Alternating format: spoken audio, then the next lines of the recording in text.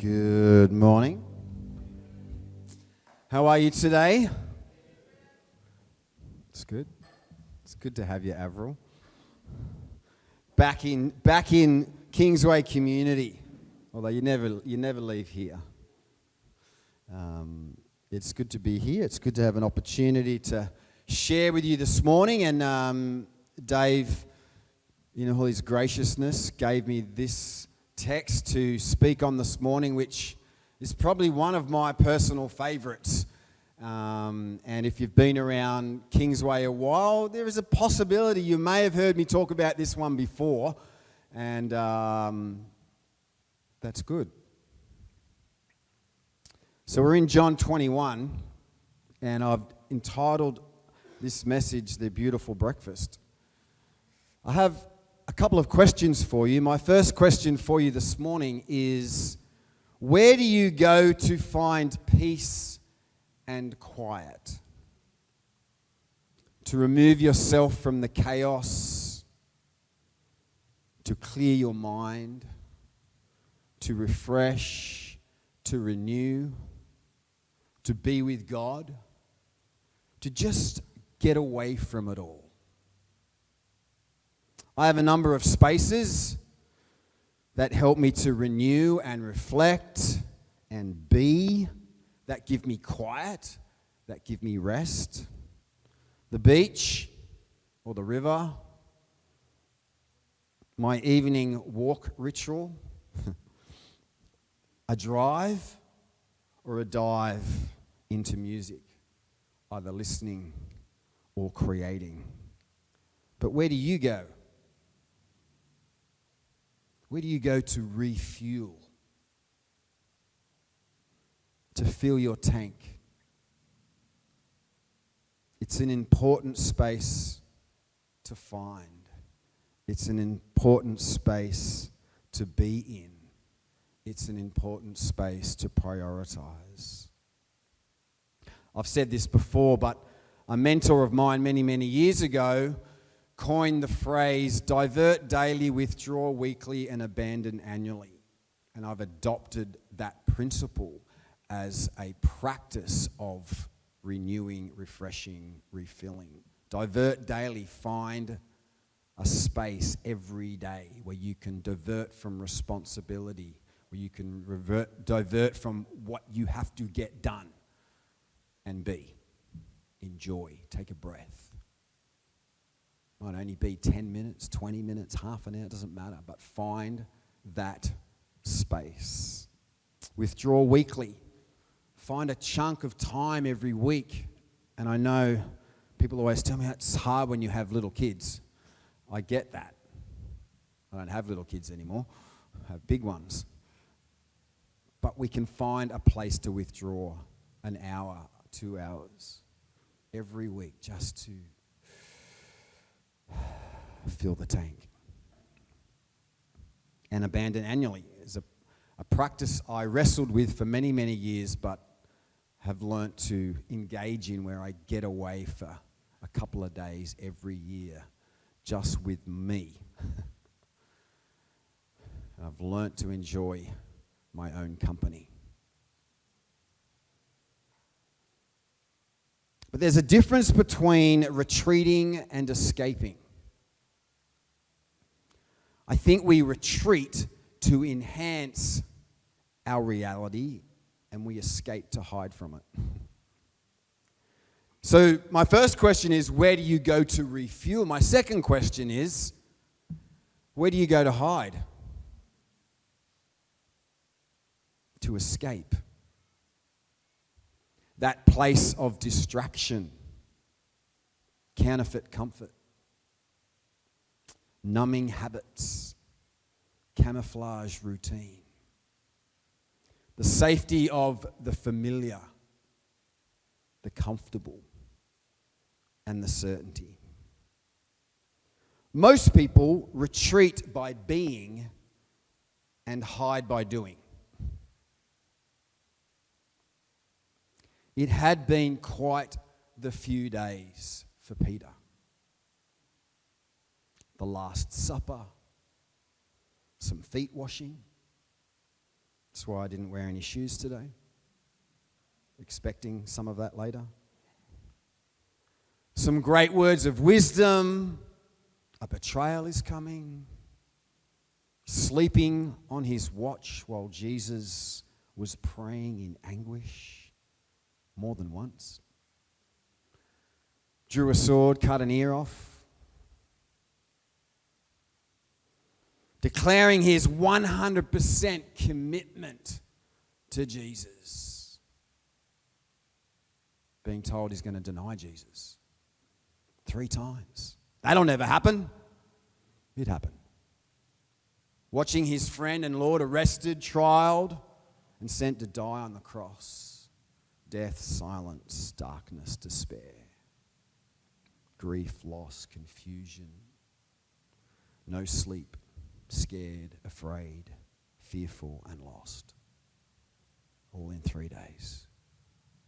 There's a lot going on for Peter.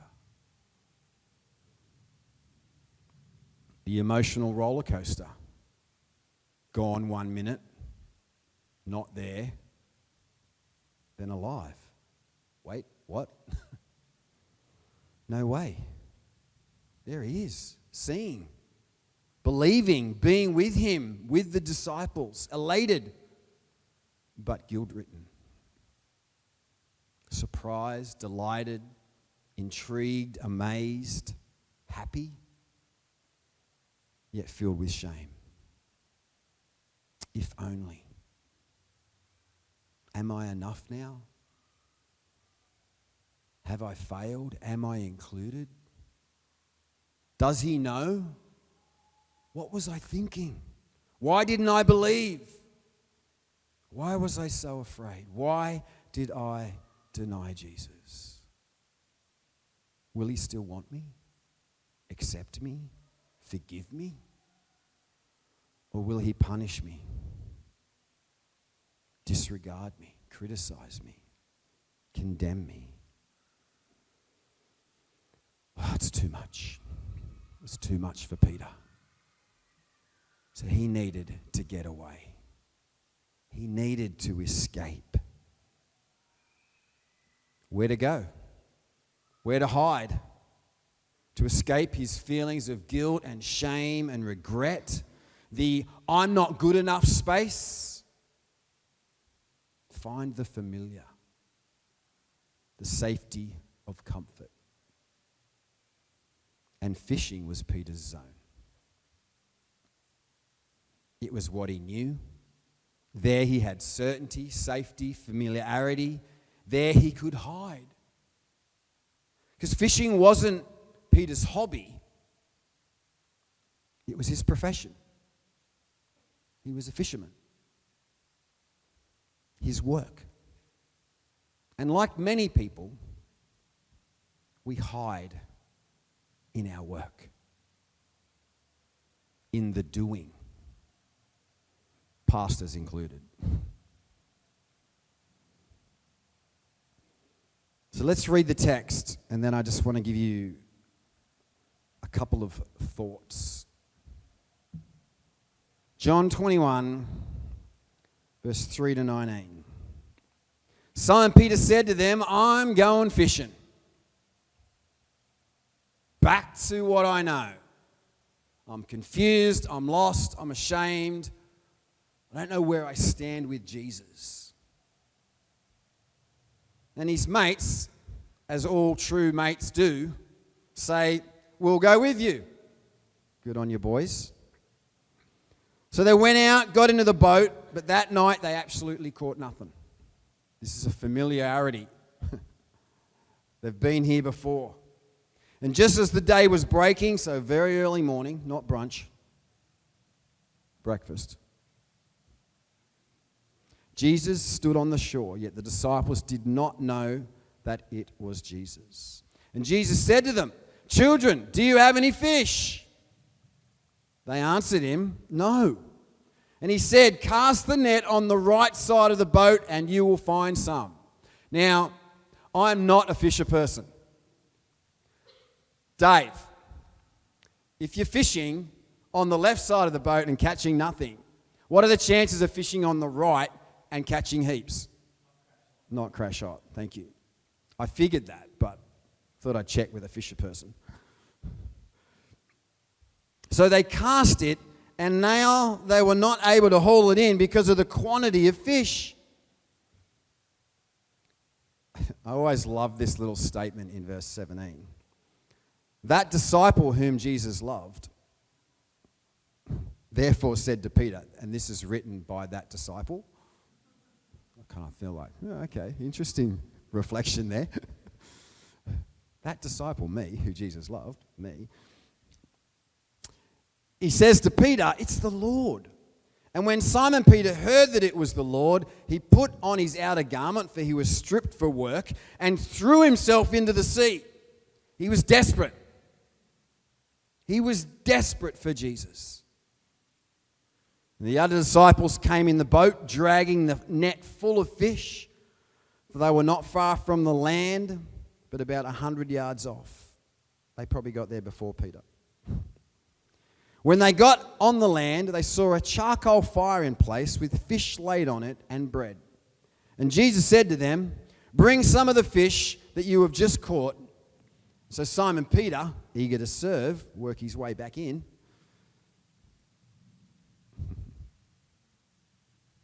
went abroad and hauled the net ashore full of large fish, 153 of them, not sure who counted them. And although there were so many, the net was not torn. And Jesus said to them, come and have breakfast. Oh, at the table. It's a beautiful story, right? Jesus cooking breakfast on the beach as the sun's coming up for his disciples. Specifically, I believe, for Peter. Now, none of the disciples dared ask him, who are you? They knew it was the Lord. Jesus came and took the bread and gave it to them, and so with the fish. And this was now the third time that Jesus revealed himself to the disciples after he was raised from the dead. Now when they had finished breakfast, Jesus said to Simon Peter, Simon, son of John, do you love me more than these? And he said to him, yes, Lord, you know that I love you. And he said to him, feed my lambs. He said to him a second time, Simon, son of John, do you love me? He said to him, yes, Lord, you know that I love you. And he said to him, tend my sheep. And he said to him a third time, Simon, son of John, do you love me? And Peter was grieved because he said to him the third time, do you love me? And he said to him, Lord, you know everything. You know that I love you.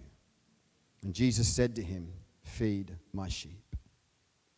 Truly, truly, I say to you, when you were young, you used to dress yourself and walk wherever you wanted.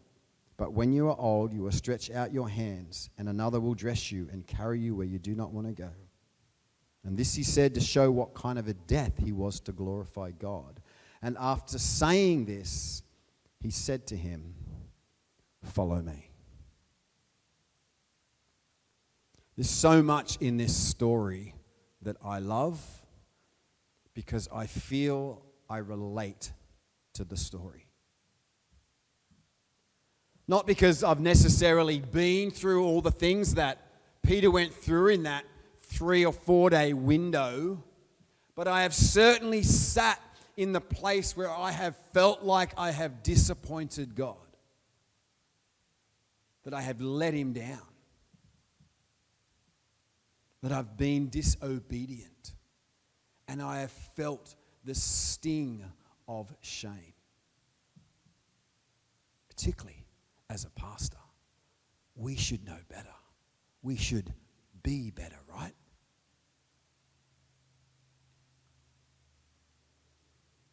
So 3 things I just want to share this morning that really speak to me, and I trust will speak to you.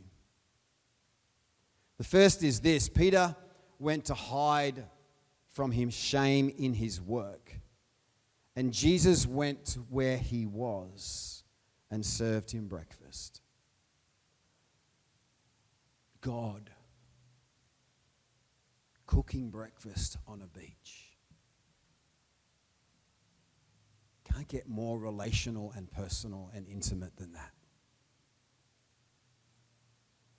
Wherever you go to hide, wherever I go to hide, I believe Jesus is already there waiting to serve you.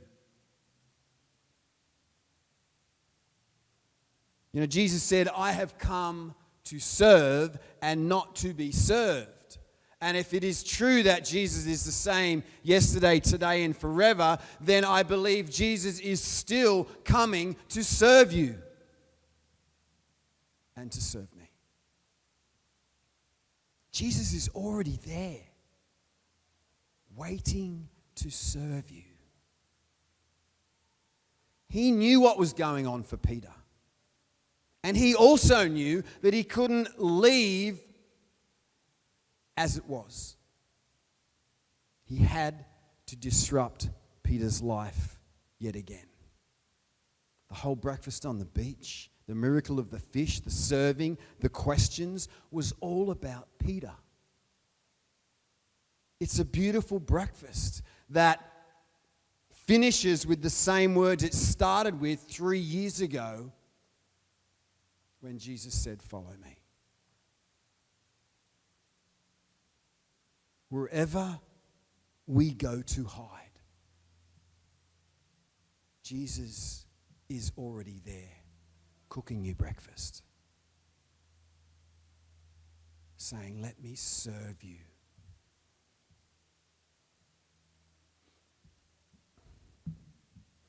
The second thing I love about this story, and you know, I put myself in Jesus' shoes, and I know this is not something I would do. Because Jesus doesn't say, "Hey, Peter, I told you so." He says, "Hey, Peter, I love you so." I'm not sure I'd be that good at not reminding Peter of what he did. I'm pretty sure there would be at least a comment, a nudge, you know. I'm sure I'd bring it up somehow in the conversation. Remember I said you were going to deny me 3 times, and guess what? He doesn't belittle him. He doesn't judge him. He doesn't humiliate him. He doesn't point out his denial. In fact, he never literally mentions it. Ever. To me, this is the power and heart and nature of Jesus. You know, when we feel like we have failed or disappointed Jesus, and he comes to us, we don't need to fear his judgment, because there isn't any. We don't need to feel condemned, because he does not condemn us. And we don't need to be afraid of rejection, because he comes to serve you in your failure, in your mistake, in your disappointment, and even in your disobedience.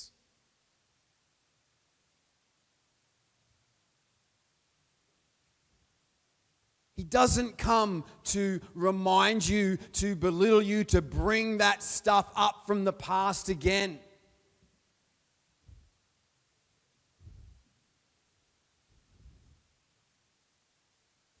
And as I said, I'm probably not enough like Jesus to do that if I was betrayed or let down or disappointed.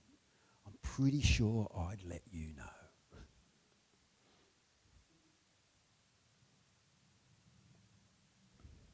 Be better. One day. And the third thing is this. For me, this is quite profound, as it all is. With Peter specifically, he finishes where he started. You know, the first words that Jesus ever spoke to Peter, recorded in Matthew's Gospel, chapter 4. It says, while walking by the Sea of Galilee, he saw two brothers, Simon, who he called Peter, and Andrew, his brother, casting a net into the sea. Familiar, right? For they were fishermen. And he said to them, "Follow me." Almost the last words, not quite, that Jesus says to Peter after fishing are, "Follow me."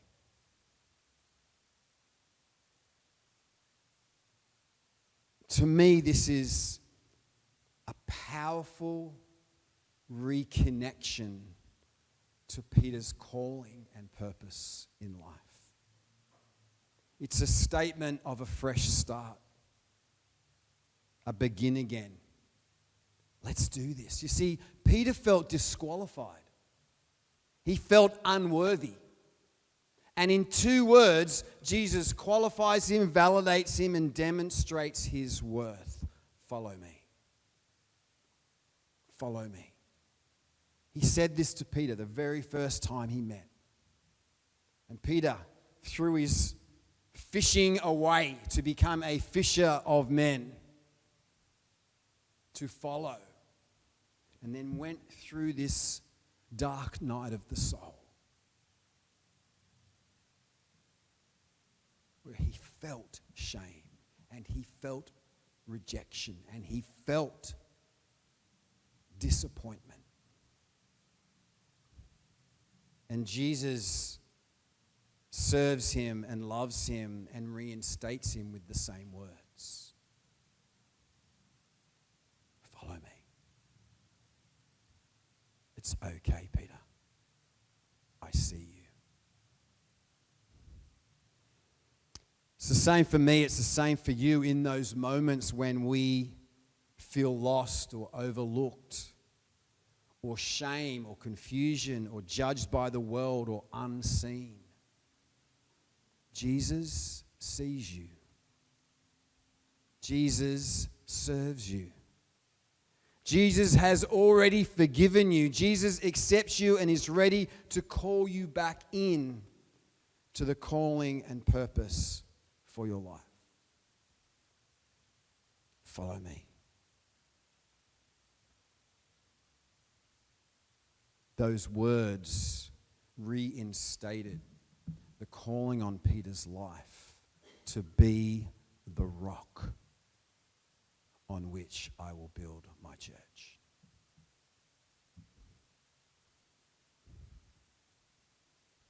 And I love this about Jesus, that he would go to where Peter was to cook him breakfast, to serve him, to demonstrate love and intimacy and connection. Not judge, but empower. And invite him back in to where he was called and created to be. I'm grateful that that is the Jesus that we worship. Because I know in our world, for me at least, there have been many times in my walk with Jesus where I have felt I've let him down. Disappointed God. Sometimes I have. Other times it's because of other people's expectations making me feel like I have. I am grateful that when I go to hide in my shame, in my guilt, in my disappointment, that Jesus is there waiting to serve me, to love me, to call me back again, to follow him. Let's pray.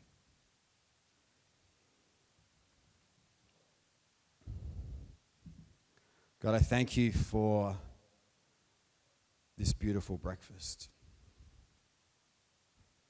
for what it says, demonstrates to all of us today about your love, about your grace.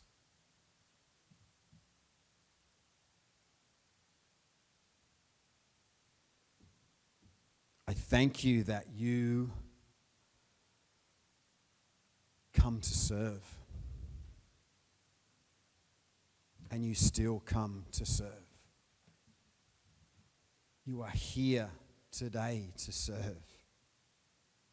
Out of love, out of compassion, out of generosity.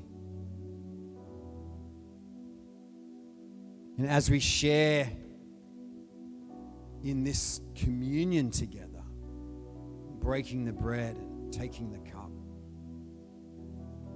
may we come mindful of this breakfast on the beach, this meal that Jesus prepared for his disciples. And may the power of your love, your embrace, your invitation be strong. And if there are those here this morning that need to hear those words again, follow me. With no judgment, no condemnation. Just love, acceptance, and the servant heart of Jesus saying, come, follow me. We've got this. It's okay. I see you. I see you. I pray, Jesus, that the power of your Spirit would restore, would bring refreshment. For those of us that feel like we need that fresh start today, that new start, that let's go again, that we do that without shame.